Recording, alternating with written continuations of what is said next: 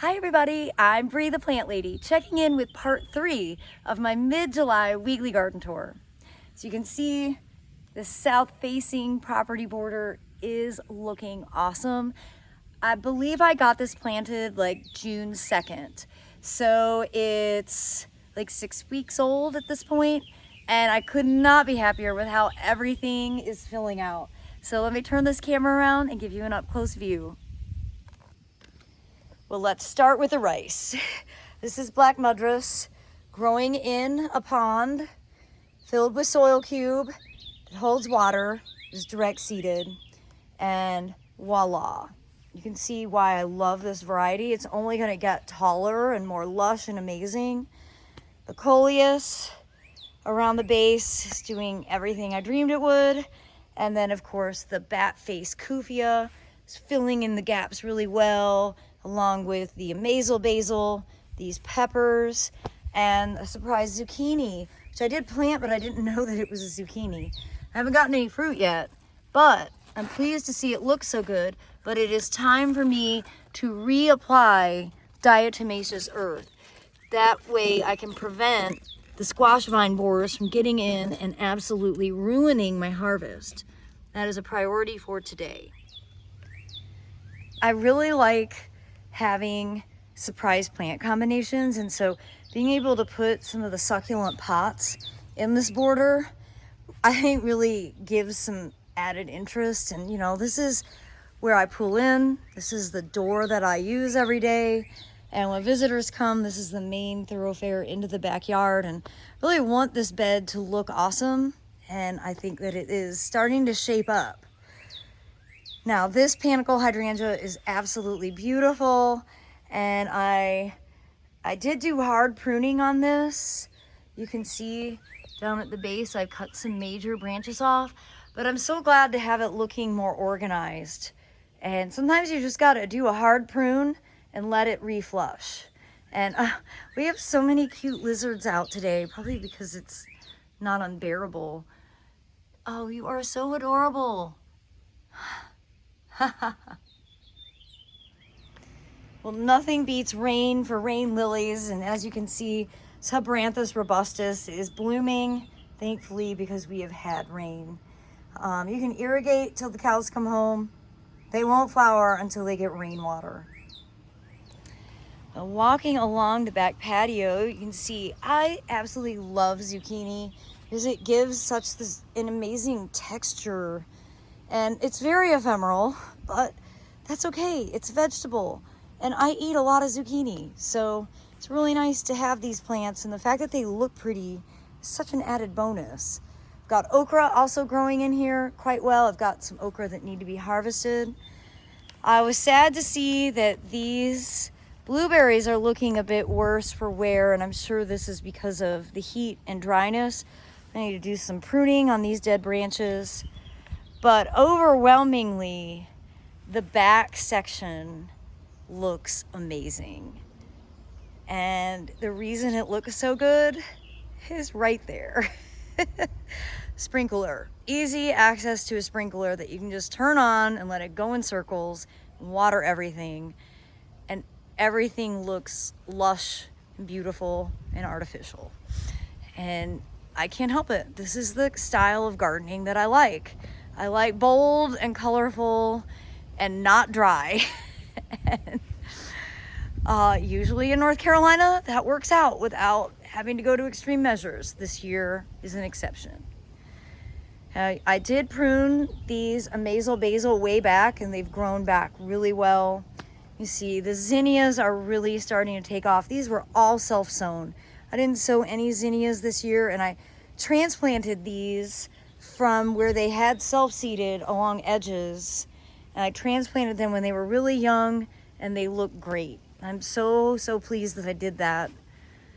This planter is rocking.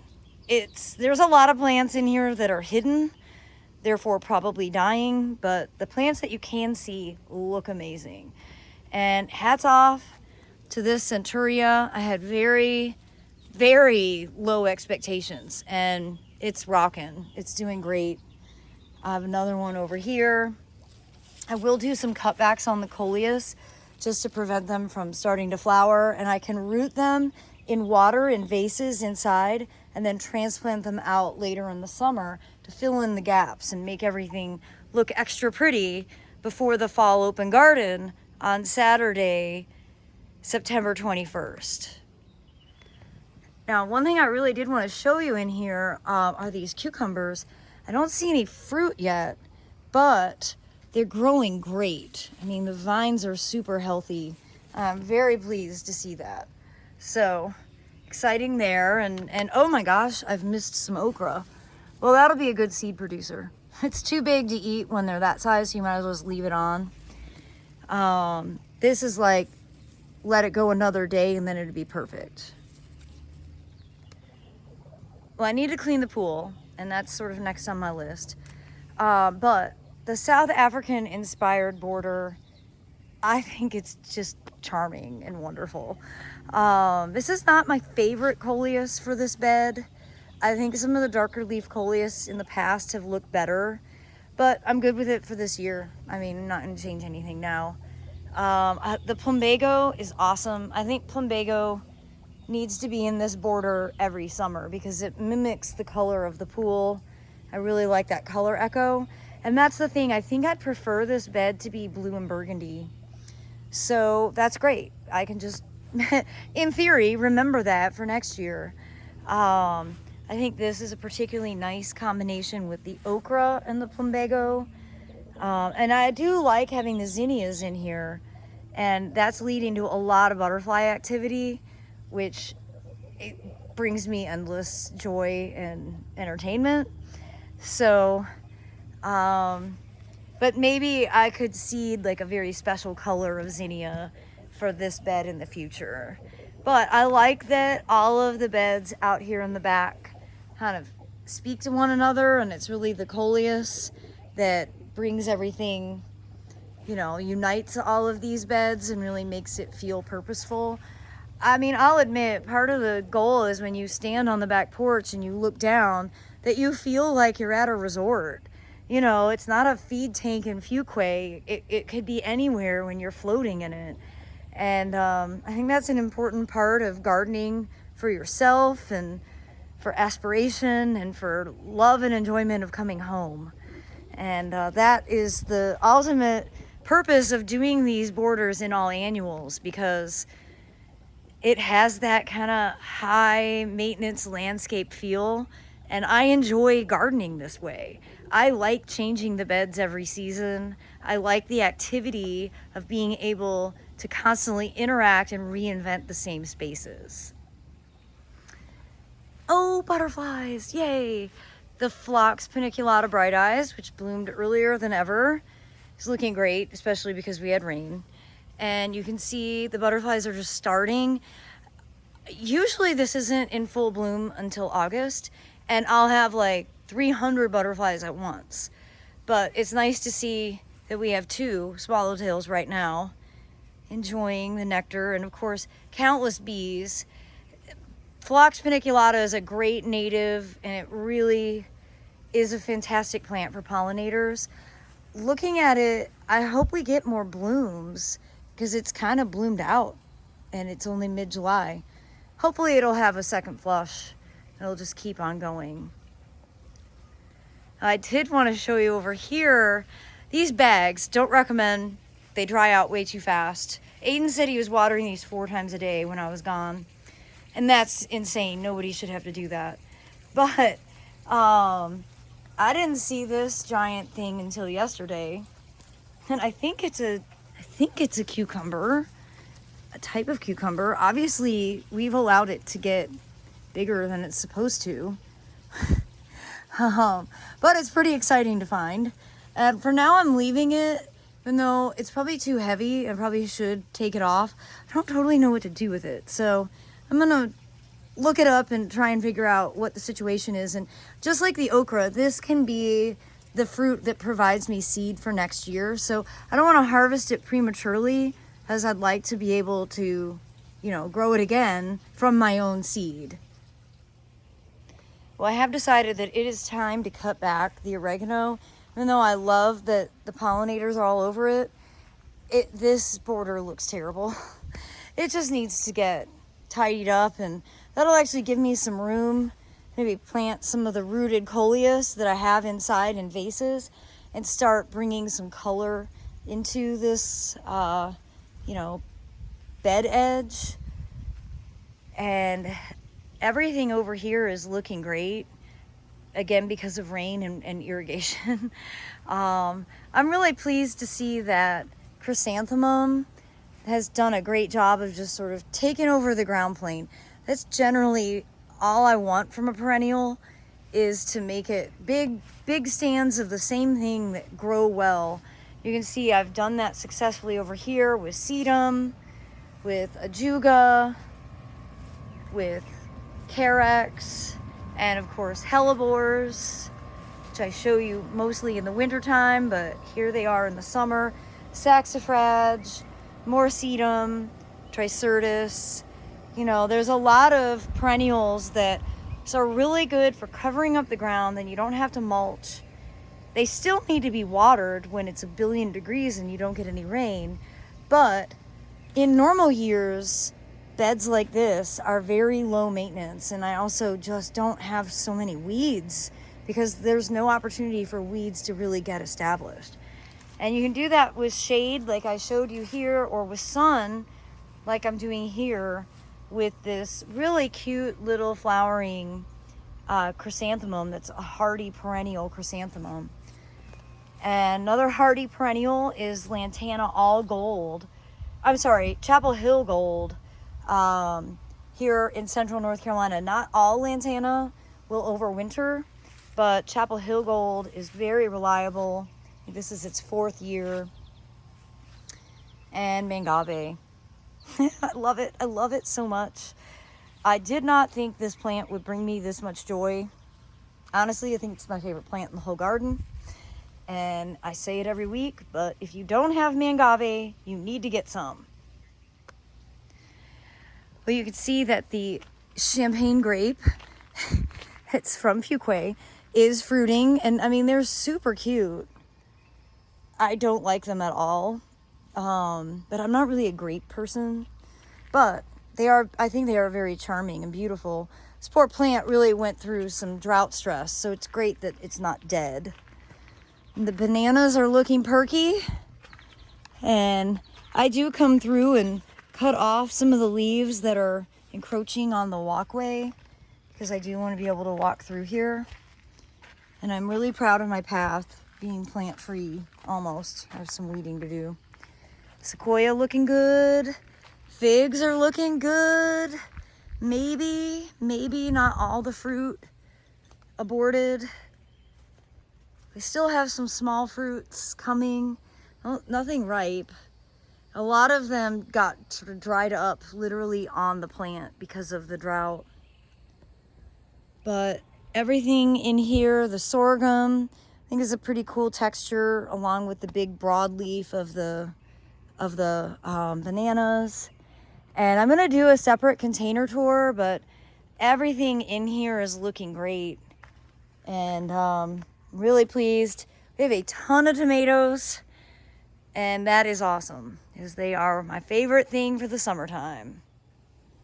Well, I really like this native, non-native combo of the variegated pomegranate and the Carex cherokeensis, and then the Evita gloxinia, and then other native perennials that are proving to me they are great plants. They just aren't great for full sun.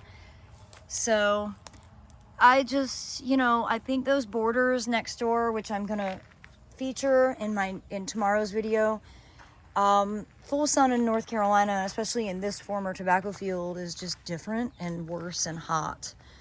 But all the pomegranates have completely recovered from their ambrosia beetle infestation. I need to come in and do some major pruning on them, but I don't like pruning, so I'm putting it off. Speaking of pruning, the salix could definitely use a haircut. And the real reason I'm walking this way is to show you this insanity.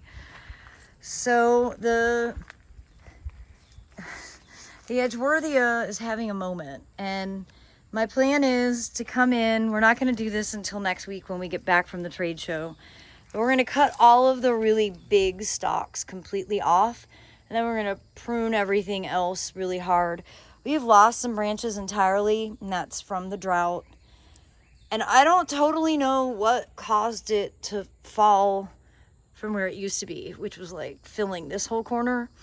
But, well, we're not going to leave it like this. So that will definitely be a video in and of itself. I'm sure it'll be entertaining to watch the time-lapse version. Less entertaining to actually do it. Well, this border is really hot, really dry. The peppers are sort of recovering. We'll see, but I'm super pleased with how well the peanuts look. And honestly, if this just becomes peanuts, that's fine.